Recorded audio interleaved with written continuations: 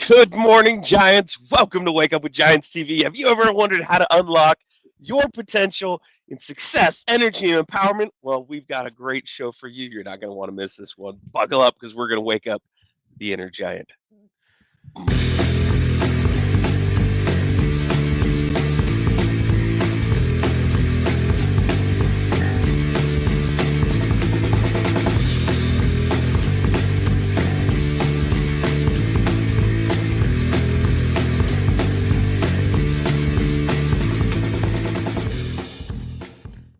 Good morning, Giants. Welcome to Wake Up with Giants TV. I'm Ryan Morris, co-creator of Wake Up with Giants TV, a tribe of giants, 12 journeys coaching, and a bunch of other cool shit that we've done. We've got a great show for you. It's going to be one of these shows today. So we've got an amazing show. But before we get to our show, this is Nick Smith. That's me. That was Nick Smith. That's Nick Smith. This is me. That's Nick Smith. He is the co-creator of all of these things as well, and the author of The Giants and the Smalls, the whole reason why we do this in the first place anyway. And it's such an amazing book. You can get yours on Amazon or giantsandsmalls.com. But you need to go to my12journeyscoaching.com. My12journeys coaching or my12journeys.com. Yeah, don't go to the coaching one. Yeah. I even wrote it down and then I'm like, my 12, and then I ad-libbed the rest of it. I think it goes to my OnlyFans channel, that one, so don't go there. Yeah, well, now they're all going to go there. They're like, you lied, it's not there. I just take 12 pictures journeys. of my earlobes, right? That's, that's what people want these days. Yeah. Earlobes and fingernails. Journeys.com. And there you're going to find pretty much everything in the whole entire world is right there on that thing, because we have what, almost 700 pieces of content, 700 uploads, 250 interviews. We've got AI applications in there for you, exclusive articles, a community. So that's the other thing. It's like Facebook on steroids. No feet pics. Yeah. And no regulations. But if you're a coach, if you know a coach, if you want to be a coach, if you've ever dreamed of being a coach, this is a great place for you. So this is going to help you out a ton.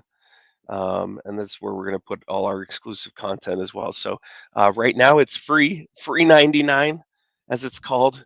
So go get the 5-finger discount. It's free. And but it won't be that way forever. We don't know. We're still experimenting with all of this, but this is the place we want to give you the most benefit, and this is our place that we're doing it because it's so easy to put all that content there. We can be a lot more powerful. It's way easier to search than Facebook. No offense, Facebook, we like you, but you're not as easy to search and to categorize. This is. So come over, my12journeys.com. And with that, unless there's something else, Mr. Nick, that I am missing. Just an update on the tortoise's hair. We've been putting the artwork up on Facebook.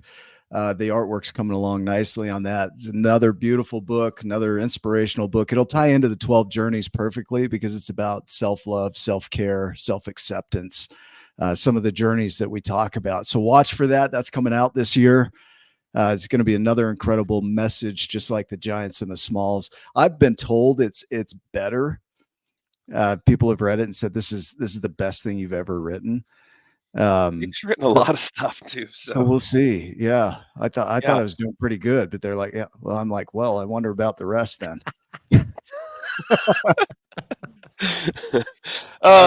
Frankie the tortoise. Watch for the tortoise's hair. Yeah, it's amazing. She will change your life. Should we introduce our guest? I think we should. Here, I'm gonna make you bigger now or something. Here, ready to whatever go. You want. Yeah, just put me on the screen there. Tell us about our amazing guest. We're thrilled to have Kelly Cardenas. Did I say that right? Cardenas? Yeah, you can say however you want. Yeah, Cardenas. He's a true dynamo in the realm of personal development and entrepreneurship.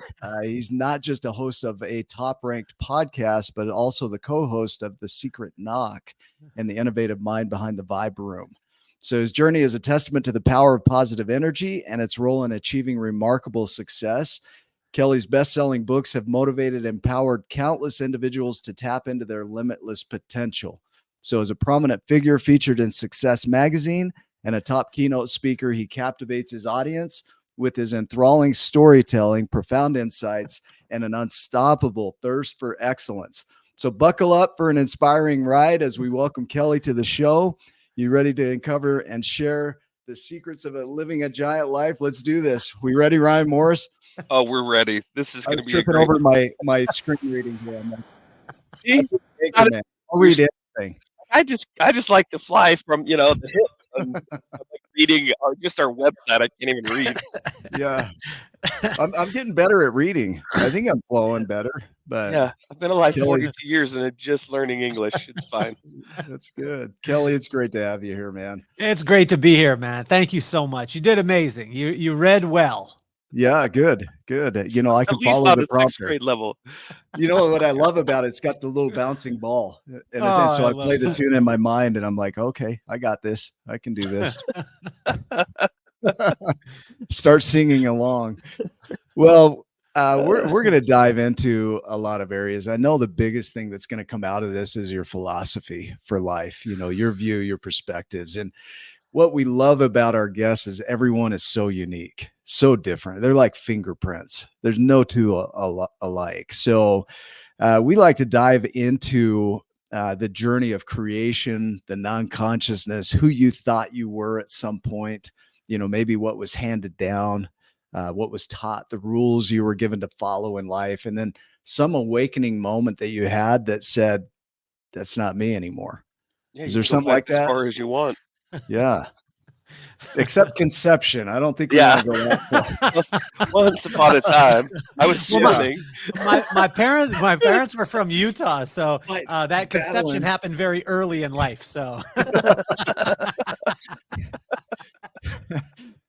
yeah, and you weren't alone. There were probably a lot of competition. Oh man. I think for mine, like when I was reading about you guys, I felt bad about myself because you guys bring on people onto the show that have overcome these things, have been told all these things, and then they have this epiphany. I really didn't have that. What I did is I had two parents who told me I was awesome, I was beautiful, and I could do anything from the day I was born.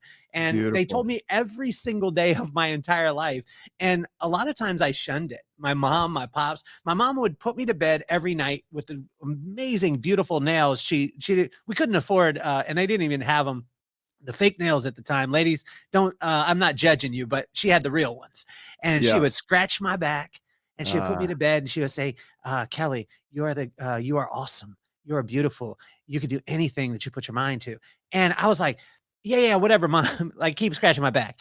And then my pops, he would sum it up like this. My pops was like old school. He was like, boy, you're the greatest, so act accordingly. And I was like, okay. And then my mom gave me a tool really that changed everything for me as a young adult. And I got up late for work one day because my alarm didn't go off and I was freaking out. And as I'm freaking out, I'm like, oh my gosh, I'm late. She's like, calm down, son, calm down. I was like, you don't understand. And I was like, I'm going to be late. I'm going to do it. And she's like, shit. And I said, what?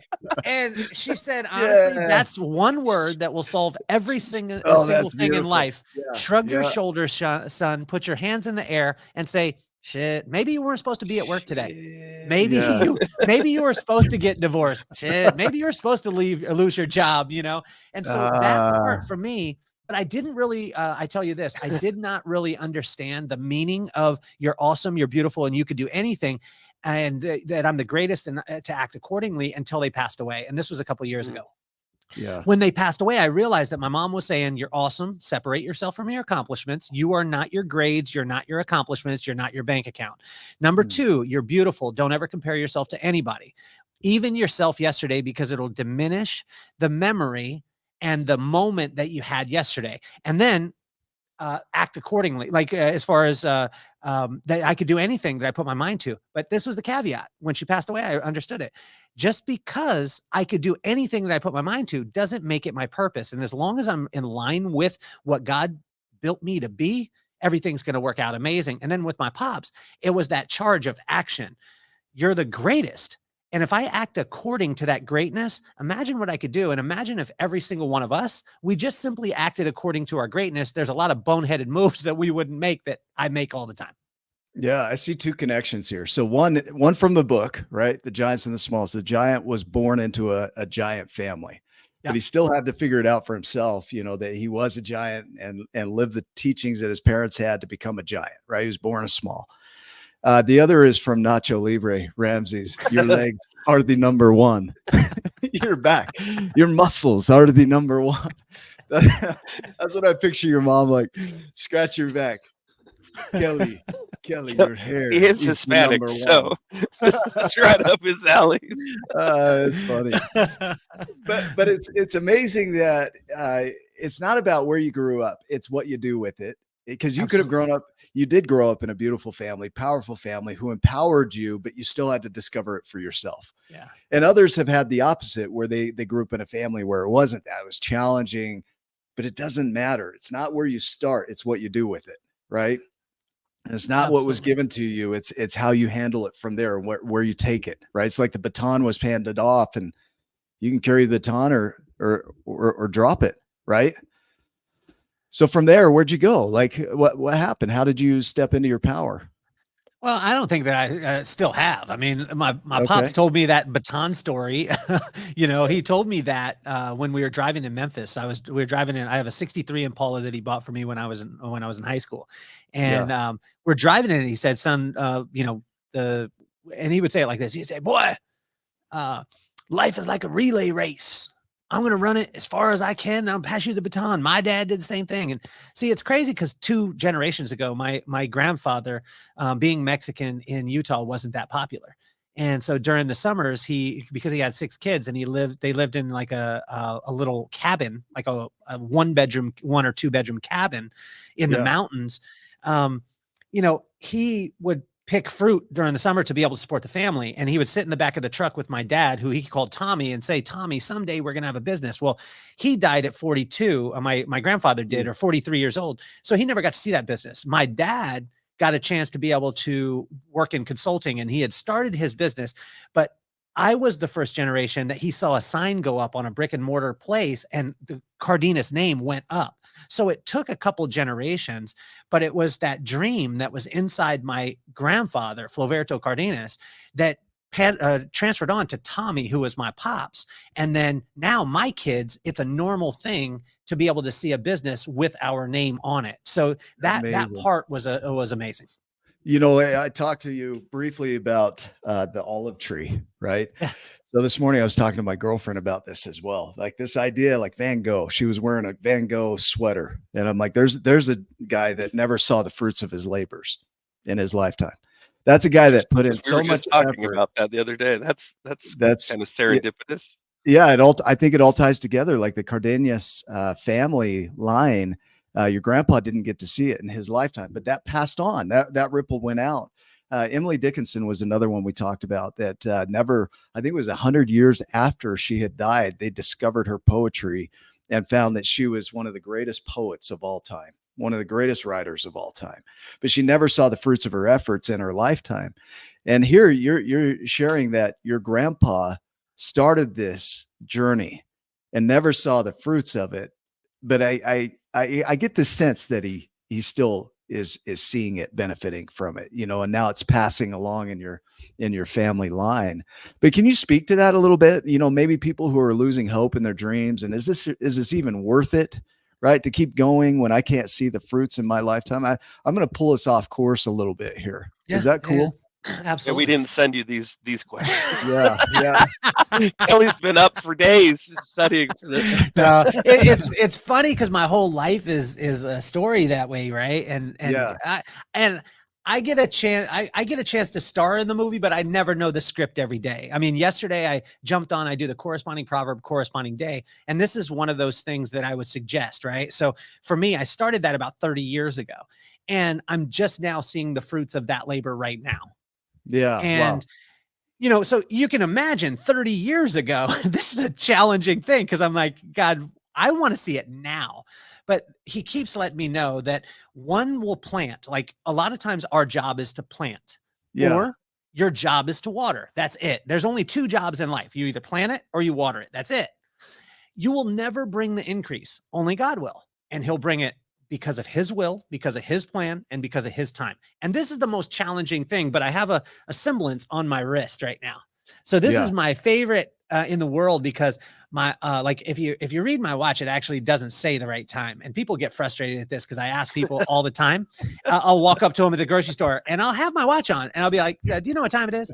And they'll be like, you have a watch on, and I'll say, oh well, it's not set at the right time. And they're like, why wouldn't you set that timepiece at the right time? And because my pops taught me that this was a symbol of God's time and man's time. You see, my watch is set to God's time, which is that it happens when he has it to happen, not when I want it to happen. And this is the thing I struggle with every single day of my life. And it's almost like, I believe that God has a sense of humor. And he's just laughing at me like, when are you going to give up? Because I'm going to win every time. Kind of like a sick, twisted humor some days. Yeah. You know what I mean? Like shit. And I know he swears. I know I'm a firm believer that he swears.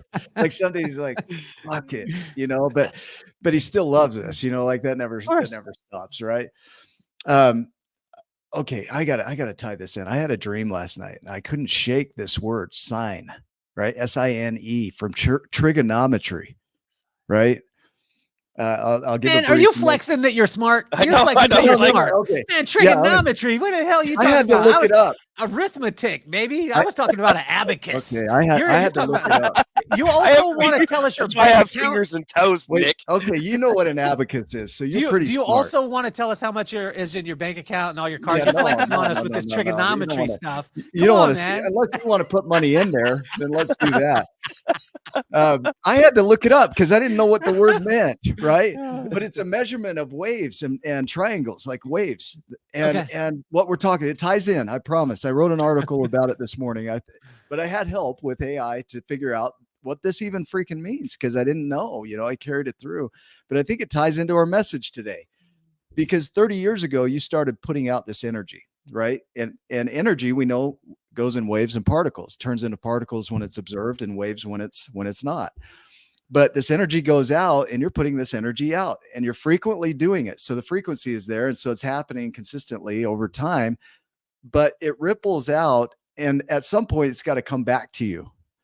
But you, like you said, you don't know when, you know, it might travel across the entire ocean before it hits something that it can ripple back with. Right. And you've got to trust that energy going out, that wave going out, that sign, right? Weird shit. This is how it happened last night. Shit. I don't know. but it comes back, right? We've been working on this. I wrote the book back in 2009. It's 15 years later. And we're starting to see some of the ripples of that book, of that effort. But 15 years, some people would give up. You plant that seed and you want to see the fruits immediately. Everybody talks about bamboo and how cool it is. I say, fuck you, bamboo. Like everybody, it's so fast. It grows underground and then it springs up and it only lives 7 to 10 years. And some of our creations are way longer than that. It takes a long time for us to see the fruit of our efforts. You're talking about 30 years for you to start seeing the fruits of your efforts. That's what I want to hang on, I think, for this message. I don't think things happen by accident. You know, I think the right person for the right conversation shows up and then we have a chance to talk about it. Absolutely. So as you hear that, like the wave, you know, thoughts, words, actions, they ripple out, right? And they can't help but come back to you. So whatever you're putting out, it's going to come back. And so one question is, what are you putting out? That sounds wrong. What are you what are you putting into the world? And then what's coming back, right? And you don't control the timing, like you said. Can you speak to that? most professional, unprofessional show ever here. I mean, imagine if I did this to both of you. And if I said, hey, Bob, Ralph, why aren't you responding to me? The reason why neither of you would respond to me, and when I say Bob or Ralph, is because I'm not saying your name. When you put a name on something, right? If I yelled it out, Ralph, Bob, neither one of you responded. Go back to the recording. Neither one of you was like, oh, he's talking to me, because you know your name. You see, this is where I don't believe. I don't believe we just throw out random ass energy and it's just going to come back. You got to put a name to it. Just like when you're in the grocery store. If you're in the grocery store and you yell out "Mom," that's like yelling "bomb" in an airport, because every woman, especially in Utah, is going to turn around, right? Yeah. So, but when I say Jackie Lee Cardenas, that was my mom's name. Jackie Lee Cardenas is going to turn around. And That's how I used to get my mom's attention too. We'd be like, Jane Morris. Now I would never do that.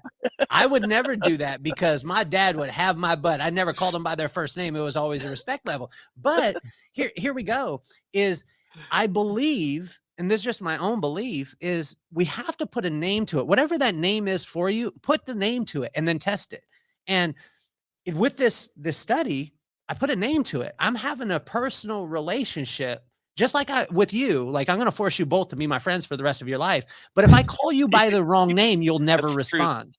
And I believe that as opposed to just tossing out randomness, we've got to put a name to it. When you put a name to it, you have a relationship with it. When you have a relationship, then you start to see the fruits of the labor. Go into that a little deeper, the name to it. What do you mean? Like, clarify what you mean with that. I mean, if I say, "Oh, universe, will you please come back to me?" Okay. That's really vague. That's like Googling shoes on the internet. You're going to get a lot of shoes. But if I say, my friend Greg Reed said the other day, he said, if I say shoes in Carlsbad, blue in a size 7.5, I'm going to narrow it down. And the more specific you can get with the name. And I mean, I know, like, Proverbs, the corresponding proverb, corresponding day. I've been doing that for over 30 years. Yeah. When I'm doing that Proverbs is a precursor to the character of Jesus Christ. That's what it is. And so when I'm watching it and I'm reading it, I'm having a relationship. Now, I'm not saying everybody, "Oh, you have to praise Jesus." I'm not Bible thumping on anybody, but I'm saying put a name to it. Whatever the name, whatever it is. If you worship the chair, worship the chair. "Oh, chair, you're the greatest in the world." And then see how much return you get from the chair. I can probably guarantee you it's not going to be much. But when you get specific on things, it changes things. It changes stuff. And it doesn't mean that you'll get your result right away. It means that there's power in a name. There is power in a name. And think about it again with yours. If you called your kids by other names, they won't respond. But when you call them by the right name, they'll respond. They don't respond to their name. Let's be honest here. But I think what you're saying here is the clarity of vision. The importance of the clarity of the vision allows you to know what's being sent out and what will come back. Whether you're praying to a God or anything else, because we have people from all backgrounds here. Some believe in God, some are atheists. We don't care, like, however you do it. But it's not even about that. It's getting clear on what you want. So it's Habakkuk 2:2 talks about creating the vision clearly so that when it sends out, it's not delayed, because they know exactly what you're looking for and they send it back to you. It's like you go to Amazon, you'd say, "I'd like something."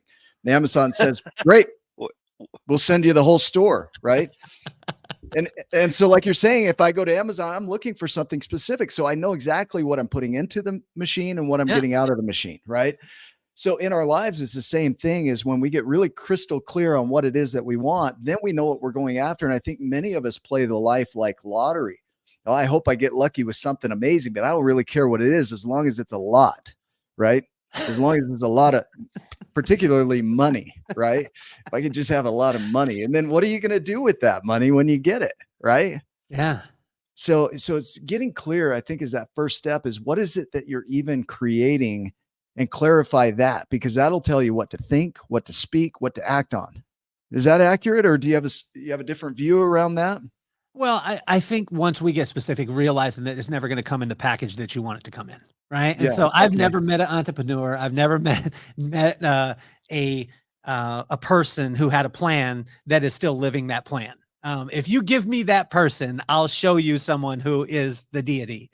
Yeah. You know what I'm saying? And even in that, like, so this is where I think we get off a lot, is because what we hear a lot, and what I love about you guys' message is it's so much different, where what we hear a lot from social, from the media today is if you get specific with your goals, you get a dream, you break it down into a plan, and you work that plan every day, you'll get exactly what you want. No, you won't. You won't. Your business will close. Some will happen. Someone will break into your business. Stuff you never expected, right? But it's the principles that we have and the character that we have that helps us to be able to react to the circumstances that are ultimately going to happen. And that is going to help us along on our journey, but it's never going to turn out exactly the way that you want it to. When I grew up, I wasn't like, when I get divorced, everything's going to be awesome. You know what I mean? I wasn't like, till I get to that point. Right? I wasn't like, I cannot wait for the first 5 years of my business for someone to break my window and steal stuff, and one time steal a coffee maker from my business. I wasn't saying in 2006, one day when my pool is being built in the backyard and the backhoe is digging, that my company is going to call me and tell me never to come to work again. That's not my dream. But it's how I react to the situation and look at it and say, oh, wow, this is an opportunity to be able to create another avenue. But it was the character and principles that my parents put in place that helped me to be able to be prepared for those circumstances. I think of Buddha. Buddha talks about the idea that we can plant the seeds and cultivate the plant, but we have no claim to the fruit, right? Absolutely. And that ties into this. It's the timing and the fruit are not ours to decide, but we can get clear on what we're planting, the desire, the seed, and we can cultivate that. But that's all we're responsible for. We're not responsible for the timing or how it comes about or how much comes about, right? But here we're taught growing up, oh, you got to get really clear with your goals. You got to get specific. And like you say, you can control the outcome. And this is from people who have blasted through all the resources to create what they create. And it's still messy. You look at our highway systems, they got to maintain them every year because it's not natural. It's not natural for you to plant a highway and have it just maintain itself for the rest of its life. It doesn't happen. So now we got construction every year for the rest of our lives because of this thing we forced, right? And so I think we can force certain things, but when it comes to creation, it's really trusting one, that it's in our plan, our specific plan, that it's ours to create, but we also have to trust the timing of it, the how of it, and the quantity of it. That's not ours to decide. Would you agree with that? Well, I would say that, there is something, think of this. If you took the building that you're living in right now and you studied the building, right? Yeah. There's no way that you could understand the mind of the architect who actually built it. We could agree on that. Yeah. Right? So you could study the building and you could be like, wow, he was thinking this when he built this, but you wouldn't know. Yeah. It would be better than to go to the architect to actually have a conversation with them and have a personal relationship with them. Right. So to go to the creator of the thing, but what we do most of the time as human beings is we study the things. So we study the person that got the house or got the car or did the thing or built the business. We study that person as opposed to studying the principles of where it came from and studying the creator of that person. And if we simply flip it around, for me, if I was studying buildings, I would want to go to the architects, and then I would want to go to the architects' teachers who taught them that and understand where the theory came from and understand the foundation of it. Once I understood the foundation of it, now I could put the building blocks in place. And then when I look at a building, I can understand what it meant, but it would be always going back to the creator of that thing as opposed to studying the thing. Yeah, I like this. I love where we've gone. We're so far off track. It's beautiful. Yeah. It's no, but I don't think I hear me on this. I don't think it's off track because even in you guys' book, in your book, in The Giants and the Smalls, when you talk about it's okay to stay small, it's okay for a company to choose to stay small and keep it all, right? And I heard this a long time ago. There's an ancient proverb. You heard it about the fisherman. The fisherman fishing goes out and gets all the fish. And he goes out about 4 o'clock in the morning. I'm paraphrasing, I kill the story, but I'll tell you that. Goes out at 4 o'clock in the morning, fishes in his perfect spot. He comes back, he gets all the best fish, and he gets back at about 11. He sells half of the fish, goes home, and by 1 o'clock, he's with his family playing the guitar, and they're around the campfire, and they're eating the spoils of the fish. Plus, he has the money that he sold the other half of the fish for. Right. There's a bunch of American guys that come down to the same village. They go out, they get skunked. They see him come back and he has all the fish. They say, how did you get the fish? He says, I got this special fishing spot. He said, I'll take it to you, take you tomorrow. Meet me here at 4 o'clock. They do the same thing. They get all the good fish. They come back in. They're back in by 11. They sell off half the fish. He goes home. They stop him before he's about to go home. And they said, hey, look, we got all this money. We could get all these ships. And what we could do is we could build a company. He said, why would we build a company? He said, because we can make millions and millions and millions of dollars. He said, wow, how long would that take? He said, about 10 years. He said, okay, after 10 years, what would I get? And he said, well, what you'll be able to do is you'll have all the money in the world, all the money that you could ever imagine. And you'll be able to spend as much time with your family as you want to. And the fisherman simply looked at him and said, I already do that. And then went home. And Yeah. Wow. you guys' book is that. And to encourage people for the first time ever that I've ever heard anyone do what you're doing right now, encouraging people to say, look, bigger is not always better. It's okay to have incredibly quality product and be a master of what you do, because Whatever it is, the world will always seek out masters. Because you're already a giant. Yeah, I think of the parable of the talents, right? There, some are given 1, 5, 10, whatever, but they're expected to go out and create with it, and it doesn't matter the scale. That didn't matter. You don't need to turn 1 into 10. That's not the requirement. But you want to take what you've got and increase it, right? And we have people from so many different backgrounds in our community from all over the world that they can only create with what they've got to create with. And the thing that I think most people don't realize is they put conditions on that creation. If I lived in America, then I could do it. If I lived over here, then I could do it. If I had $1 million, then I could do it. But we're all swimming in the same abundance. So all the resources that are available to me are available to you, the same ones. So it's up to us to transform them from what they are into what we can imagine. And that imagining comes from your creative side that was given to you as a gift. I don't have the same gift as you. You know, I look at Lori Parks, who wrote a children's book. She doesn't want to build a community around it that I know of, but she wants to get the message out. It's a really beautiful book. And it's in her way, it's her way of creating. It doesn't have to be massive. She's successful already, right? Mm-hmm. Al's another one here. He's got his show, the other side of addiction, recovering. It's we've been on his show too. It's just beautiful because he's doing in his own way. He's creating his unique fingerprint on the world in his way. And there's no way I can measure myself against that.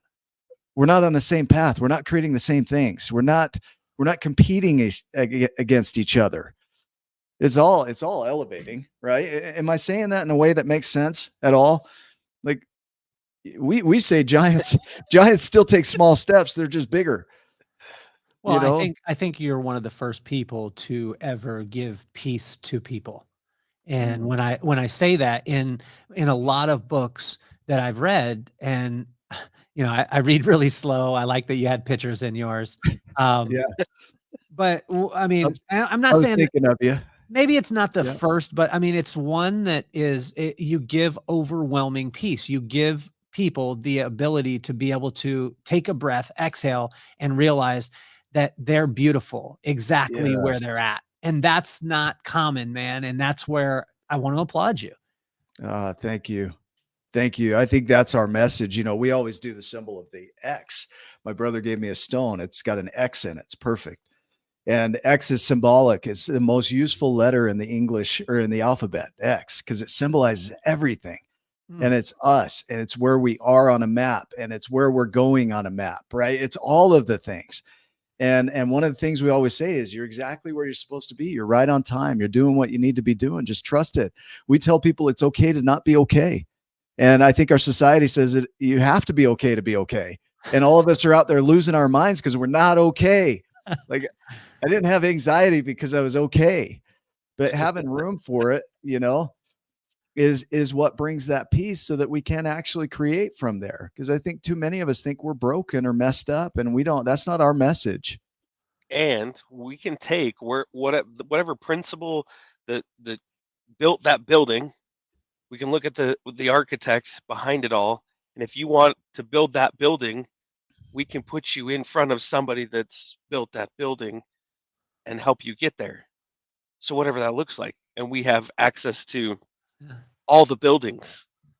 of every size, shape, whatever you think is possible, somebody's doing it or done it, and then we can, introduce you to a Kelly who will be your best friend for life and force you to be his best friend for life. And that's a true story because he texted me like that night as soon as we were done, and he said, "You're my best friend for life. So uh, we're gonna be friends forever."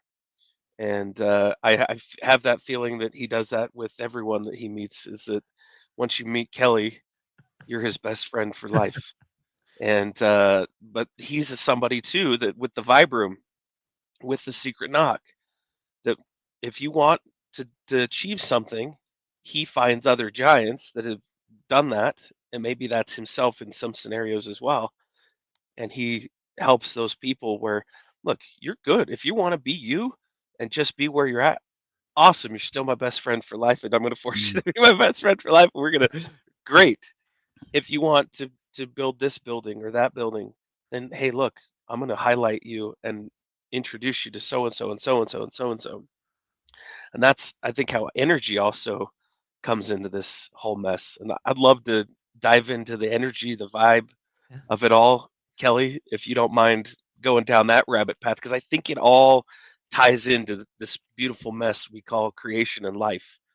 What are your thoughts on, well, energy? And I know you Yeah. have some, or else you Yeah. wouldn't name your the event the Vibe Room, right? Well, I think it's for me, it's always been simple. Like your vibe is the way that other people feel around you, right? It's not what you feel, it's how people feel around you. And when they walk away from you, how do they feel? And it's the one thing really that is it's the power for everything. Like if I have the right product, the right offer, right price, and my vibe is off, you don't want it. But if my vibe is on and my product is my offer is you still want it. Think of this. The vibe of the Four Seasons is probably 4 times as much as what the Hilton is right down the street. It doesn't matter the price. Once you get the vibe right, it doesn't matter the price, the offering, or the product. Now, if you can put them all together, it's the holy grail. But most people, it's the one ingredient that will change everything, but most people don't know how to work on it. And that's where, for me, that's all I work on. It's the only thing I work on. And the reason why is because if you take your heart set, which we've been talking about, your belief system, my belief system, I'm just going to give you mine. I'm not saying that you have to take on mine. But my belief system is that I'm awesome, I'm beautiful, I could do anything that I put my mind to. Okay. I'm the greatest, so I need to act according to that greatness. My mindset, which is my intentions, right? So my heart set is my beliefs. My mindset is my intentions on the side of the triangle. On the side of the triangle, which is my arms, the side of the triangle says, is my intentions walking into the room. My intention is always to be kind, add to the room, always contribute, to make a ton of friends like I did with both of you, and to be curious about what other people think because I already know what I think.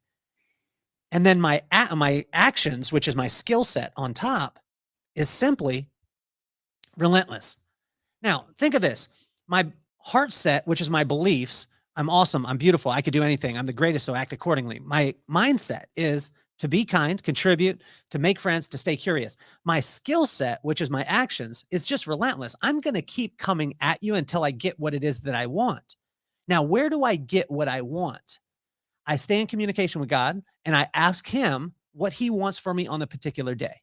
And when I know what that is, then I lock into that. And my dad called it a pit bull mentality. I lock my jaws on and I either take the limb or you kill me. Either one is fine. But how do I know what to lock onto? It's because of a personal relationship with whatever you want to call, I call my God and my creator.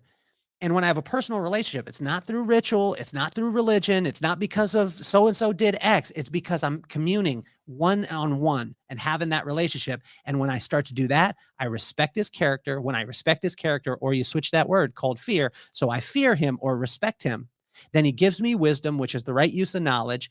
When he gives me then knowledge, I can use it because I have wisdom. So I have wisdom, I get knowledge. That knowledge gives me understanding. The understanding gives me insight. The insight gives me discretion. The discretion will give me discipline. The discipline will give me strength. And that strength will lead me right back to the fear or respect of my creator, which I call God.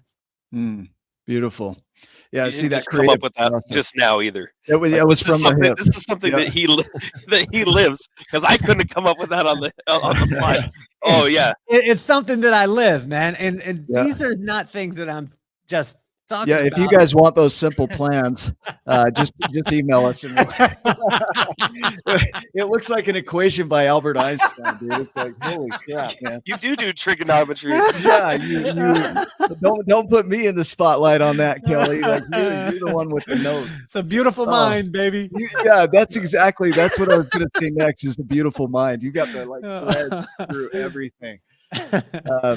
But it really is. There's this process, and that's why we use the framework we do. Yeah, is because there is a connection and interconnectedness. It's not about linearity. I think humans think in linear terms. We think of, A to B and A to Z and all this, right? In between. And we think in time. Like we're the only ones that track time. We created watches. We created clocks, right? There was no time. There was a post by Buddha that I put up the other day. It said, look at the sky and tell me which way is east or west. And there is no east or west. It's whatever we decide. And then we have this distinction that we all agree to. And then we're like, oh yeah, that's east. But it's all made up, right?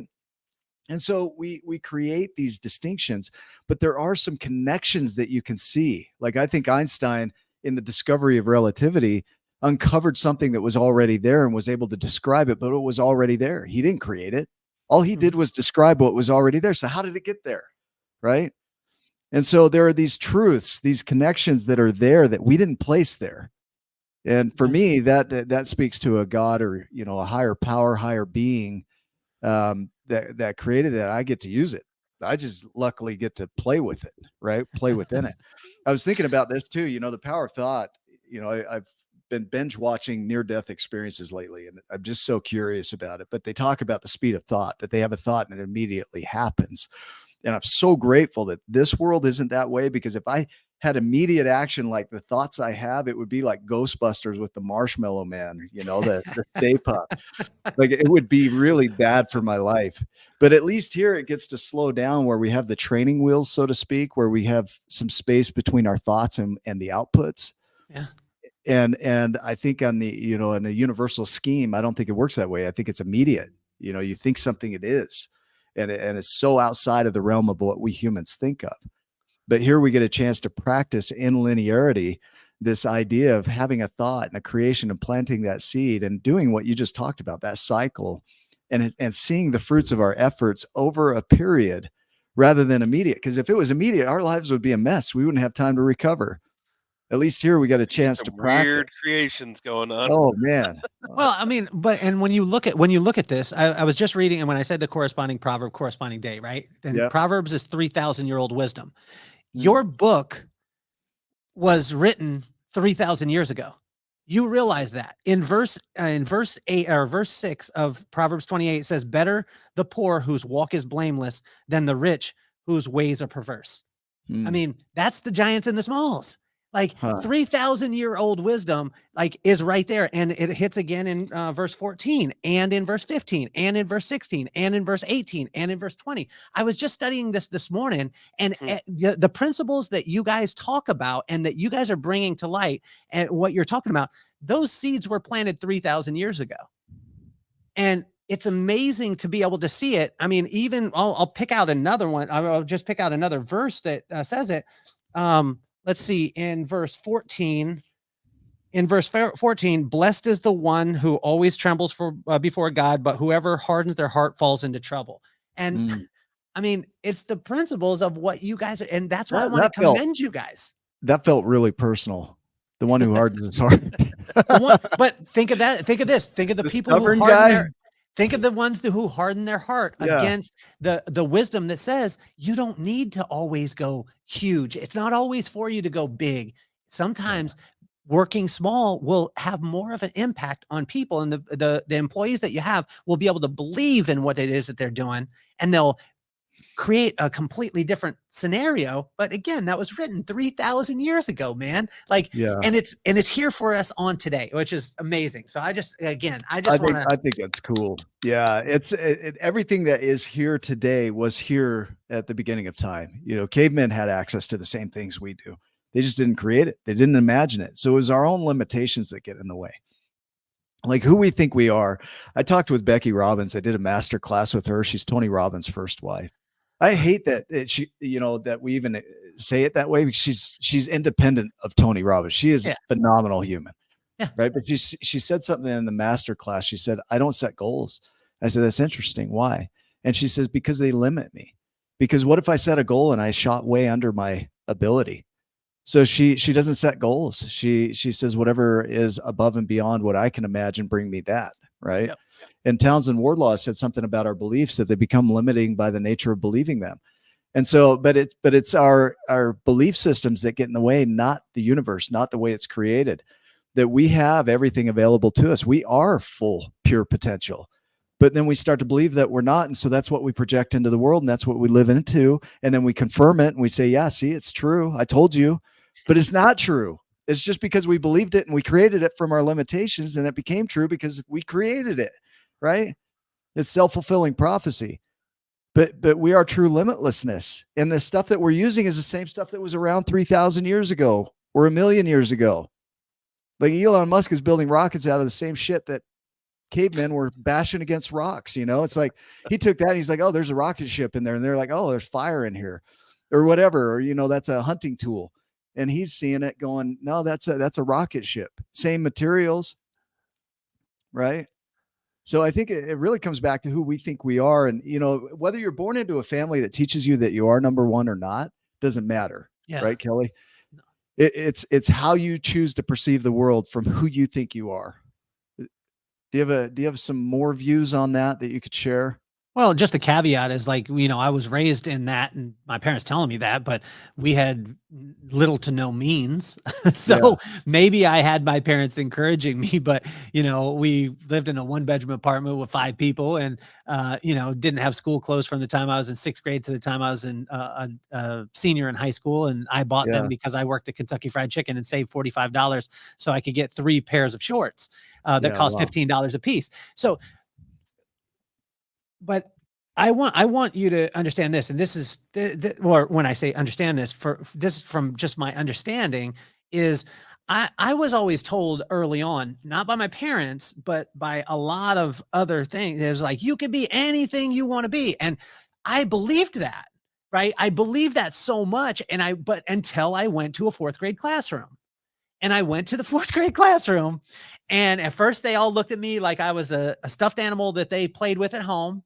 And then I got to the end, and I had them in my hands, and I stood up on the chair and I said, you can be anything you want to be. And one little kid stood up. He was right in the middle of the classroom. I remember like it was yesterday. A little 4th grader jumps up on the chair and he says, I want to be a rhinoceros.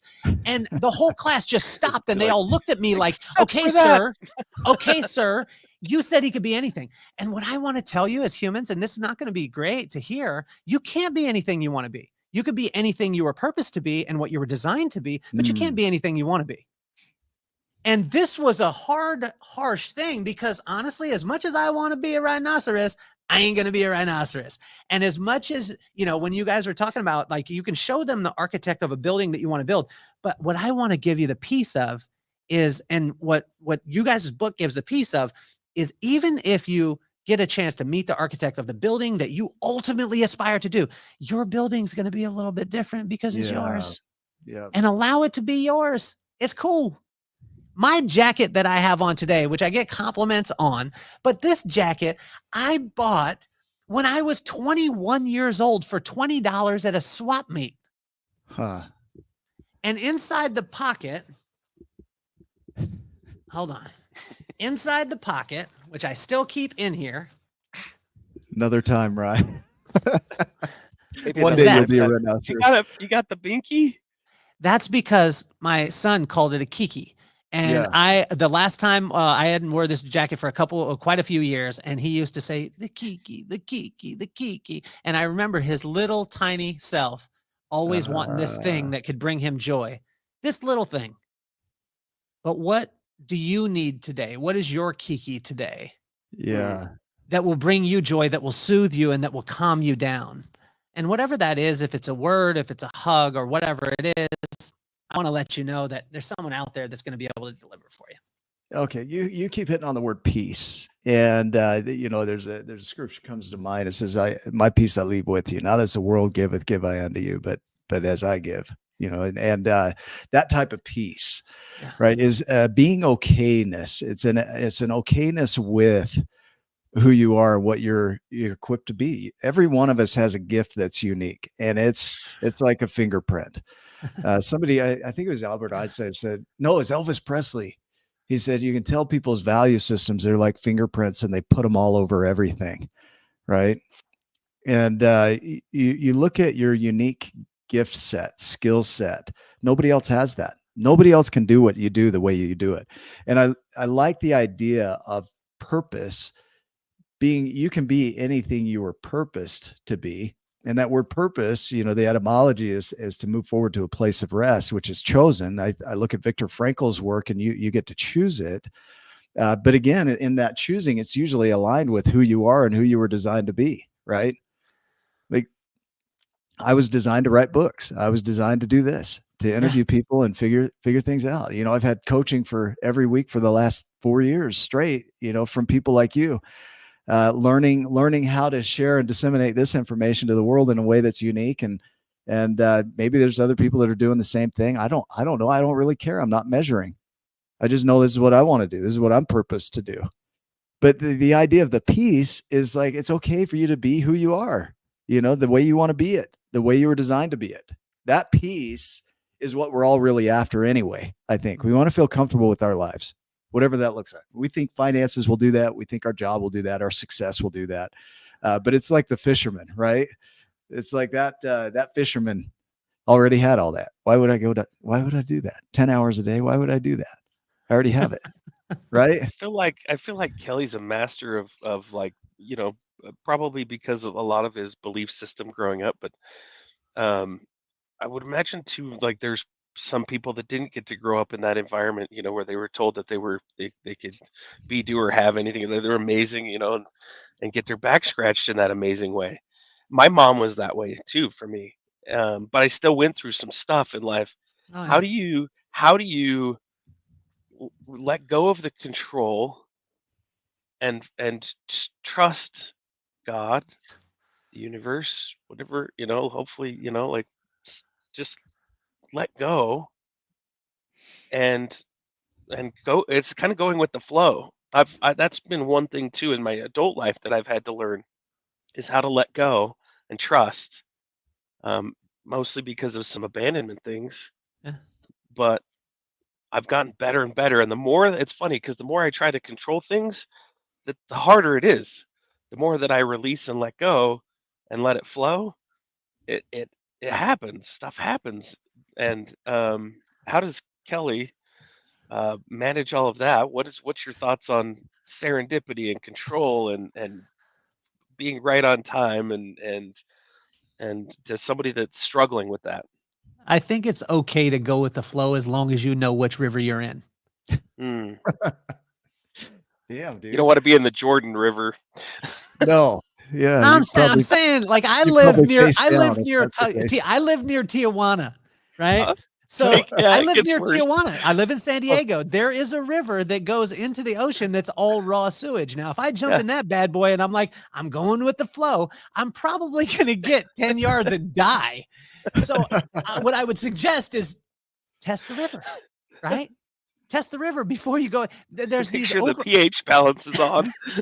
There's these overarching themes in life that we do. And most of the time, because we don't want to stay fresh, and to stay fresh, it's got to keep flowing, right? Just like a Take river your as foot opposed to a off pond. those. Yes. And what we want to do is we want, as humans, and we do this, we want to get an overarching theme. And we just want to do one thing because we don't want to have to make, like, if you have a personal relationship, if you and I have a personal relationship, it's work. We have to talk to each other at least every couple of weeks, if not every couple of days. And because our relationship will continually evolve. What we want to do as humans is we want to set it and forget it. Oh, this is go with the flow. Okay, cool. So I just go with the flow. Well, if you're a bonehead every single day of your life and you know you're a bonehead, then going with the flow is not for you. And so that's the part, the caveats, right? And so for myself, it's literally realizing that every single day of my life, I make boneheaded decisions. Like yesterday, I had 2 podcasts yesterday. The first one was the corresponding proverb, corresponding day that I do every single day, right? So I go through the book of Proverbs. The second one was with 3-time Super Bowl champion Lonnie Paxton, played with Tom Brady, Patriot, amazing guy. On both episodes, both, not one, both, this switch was off and it didn't record any of my audio. So what I can do is I can be like, oh my gosh, this is the most horrible thing in the world. Or I can go back to my mama who told me when I was a young kid, shit, maybe I'm supposed to have a different interview with him. Maybe I was supposed to ask different questions. Maybe I was forcing stuff. And so when we let that happen, that's where the real beauty happens, is staying in constant communication. When we have constant uninhibited communication, it'll break down all the walls. But if we set it and forget it, think about it in your marriage. If you only talk to your wife 1 time a month and was like, yo, baby, is everything cool? And she said, yes. And then you just moved on. I think we all know where you would be headed. Yeah.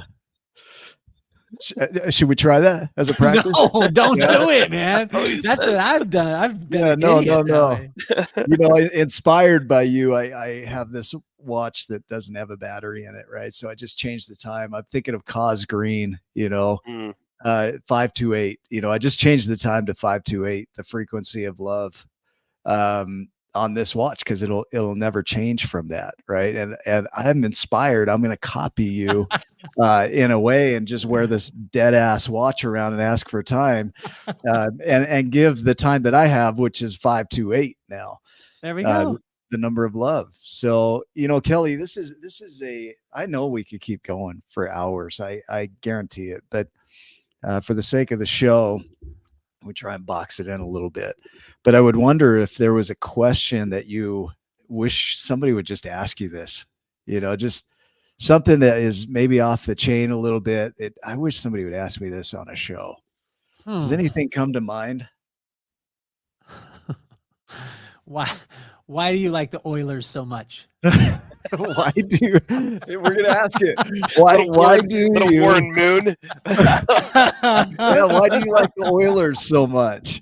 What's the deal? I'm so glad you asked. Still holding on for your life. I just have this intuition to ask you this random question. Thank you. Right? My dad and mom bought me a jacket when I was 6 years old. I still believe, because I wasn't a fan, but my brother was a fan of the Rams. And I think it was buy a Rams jacket and get an Oilers jacket for free because they sucked at the time. And I became a fan for the rest of my life. I've been in therapy. It's been a tough road, but I am a irrational. Next year, we're going 17-0, getting home field advantage for the playoffs and winning the Super Bowl type of fan. Yeah, unscripted. Unscripted, unmanipulated. Oilers are gonna win. I'm gonna will that into. I'm creating my focus, and then I'm gonna bring mine into reality that now they're the Titans. That they will win the Super Bowl.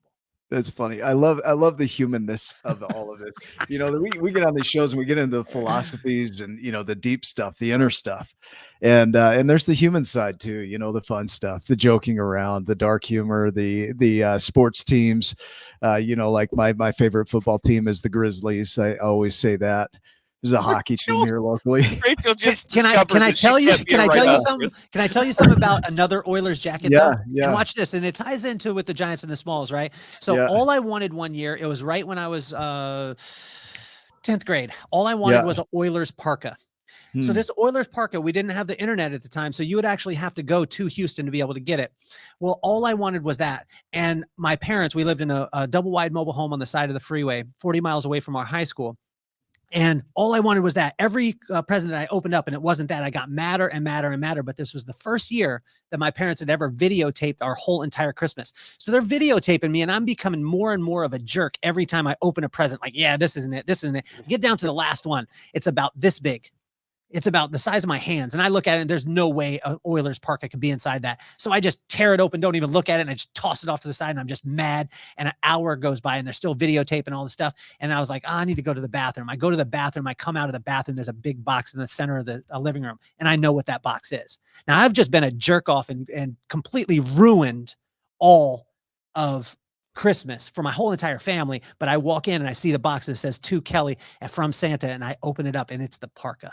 And see, what I realized in that moment is that God has exactly what you desire because he put that desire on your heart, but he's waiting for the right time and he's watching you for the way in which you react. And I killed that entire Christmas time. And that was, my mom died at 62 years old. I don't have any more Christmases with my mom. But now when I look at it, I start to look at, is there something that I desire in my life? And then I start to say, it's coming, but it won't come in my time. It'll come in God's time. And I better stay excited and humble and grateful during the whole entire process because I don't want to have to look back at the video that I have now of me being a jerk off. Okay. I've got a contrasting view just to throw at this. You didn't screw it up with your anger. And I think this is where people get into the space of worthiness and deservingness that for some reason it's going to screw up my gift. That's mine. Yeah, I've claimed it. This is something I want in my life. And here's the beauty of it. Even though you did what you did, you still got the gift, right? Mm-hmm. And you also learned the lesson that I don't want to be that way, which is a beautiful lesson. So you got two beautiful things out of that. Your anger didn't screw up the gift. And you learned that I don't want to be angry and I don't want to have a moment like that again in my life, right? But I think the big thing here is that people think in terms of worthiness and deservingness. Oh, I must not have been worthy enough or deserving enough to get that gift. And I can promise you, I've tested God around this. And I still get these gifts. And I'm like, why? You know, I was taught that it was all about worthiness and deservingness. Right. And it's not, the gift is yours and you don't have to be a jerk about it either. Right. so there's some lessons in there. I just think it's beautiful. And I mean, what a great message right there. And what you just shared is you still got the parka, even though you were being a jerk. They didn't take it and return it. Right. You still were blessed with the gift. Of course. Well, and I got to tell that story at my mom's funeral. And what I was saying is a lot of times we're mad at a human being or we're mad at them because of a circumstance or we're mad because of this or that. And what I was saying at that time, and, you know, just let that part go because you don't know if you're going to have another one. For me, honestly, and this is contrary to a lot of people's beliefs, and it could be contrary to you guys's, but I'm a fan of failure and I don't call things not failure. There is failure in life and failure is okay. Like it's okay to fail. Like failure is an option because sometimes you need to fail. So you'll stop at that thing because I have this mentality where my brother told me like, you know, the greatest strength that you have is your greatest weakness too. And I said, what is it? And he said, you stay in the ring too long. Sometimes we have so much perseverance that we're willing to take so many blows that we die in the ring as opposed to throwing in the towel. And it's okay to throw in the towel sometimes because you're not supposed to be in the ring. Right. There's more. Do you know that Mexican fighters have the highest percentage of death in the ring? And the reason why is because they will not quit. Sometimes it's okay. Sometimes it's okay to fail and walk away from it. That's okay. I think I'm part Mexican. I just won't quit. Right. Yeah. And some people take that as a badge of honor. And I did for so many years, but there's some times where you're in the ring right now and you're taking so many blows that it's just not the right ring for you to be in. It's like, go with the flow as long as you're in the right river. Yeah. That's beautiful. Yeah. Don't be in the poop river. No, won't do that. Exit that one quickly and then rinse off before you get in the next river, please. Well, final thoughts here. You know, what a beautiful show. We never know how these are going to go when we start them. We just go with the flow, and this is a beautiful river. Yeah. So as we look at final thoughts for today, you know, looking at the person across from you in the screen, you see these comments coming up. They're real people right there, and they're live with us. And if you had a message for them as we wrap this up, and you speak to them directly, as though it's just you and them. What message would you want to share today with that person that's on the other side of the screen from you? It's going to be okay. No matter what storm you're in right now, no matter what challenge you have, you can put a smile on your face, not because the circumstances are great, but because you can choose joy. You can choose to fall in love with the things that are happening right now. You may not have any idea why they're happening, and sometimes you never will. But I promise you, like my wife has told me so many times, like my dad has, and my pops has told me, like my mom has told me, like my brother has told me, it's going to be okay. Mm. And, just in the last week, I got hit in my bank account so many times, like ridiculous things that I could react in such a negative way. And I did. But then I had my wife saying to me, it's going to be okay. Mm. And I want to encourage every one of you out there. Know the river, study the river before you ever step foot in it. God has a plan for every single one of you. Every single one of you. He built you for a purpose. He built you for a time, and he's going to work that out. But surrender to him. Matthew 6:33 says that seek ye first the kingdom of God and his righteousness, and all else will be added on, not some of it, all of it. And I believe that to be true. And it's not because my circumstances are great. It's because God has allowed me to choose joy in the midst of the storm. Yeah, that's beautiful. Thank you. Thank you. Ryan, final thoughts here. Oh man, how do you follow up Mr. Kelly like that, dude? The dude. You don't. Yeah, you're right. Yeah. I mean, that's it. I'll tell you. Yeah. I'm gonna tell you the truth.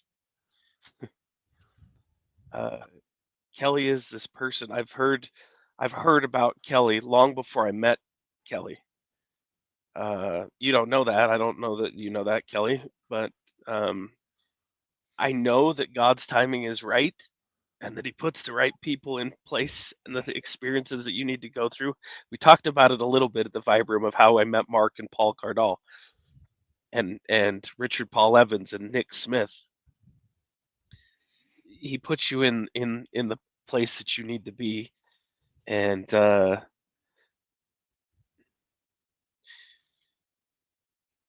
I heard about you way before I met you, and meeting you matched at the very bare minimum everything that I have ever heard about you.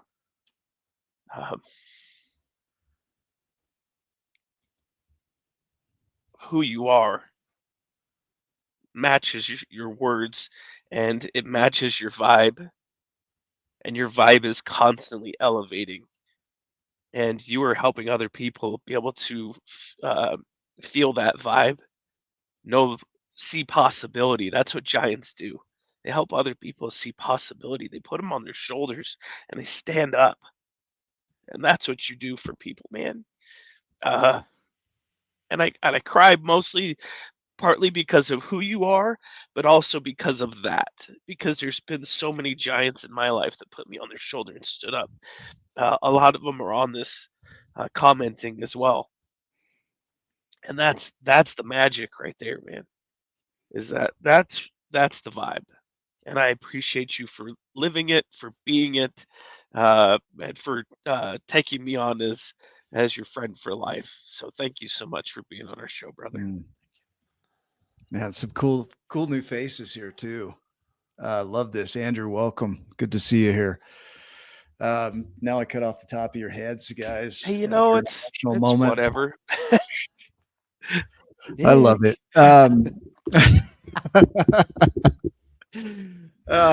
You guys are beautiful. I love these shows.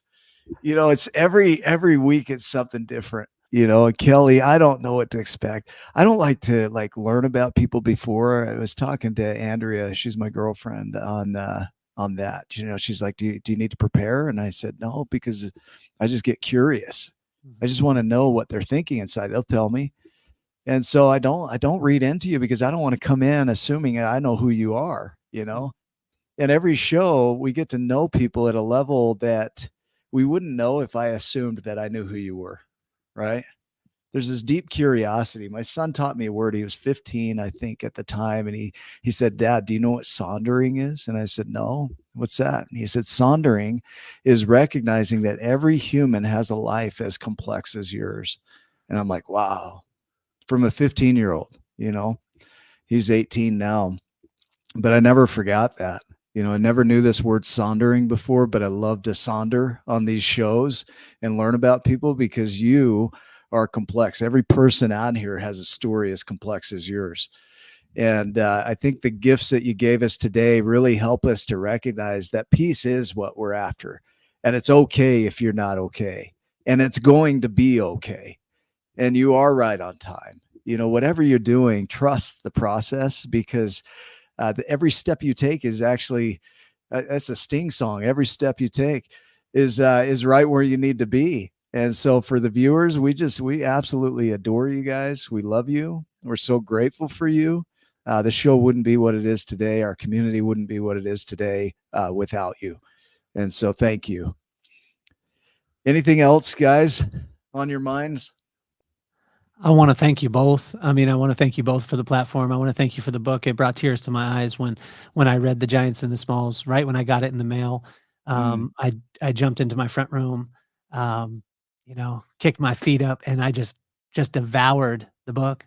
And I'm actually paying both of my kids to read it because my kids are at ages right now. Yeah. Wow. My kids are at ages where they reading is like, no, I want to watch the TikTok, or I want to watch YouTube, or I want to watch all this stuff. And I'm like, so I'm paying them to read it because I thought of paying my kids to do that. That's great, man. It's a better I've been paying my kids off for years.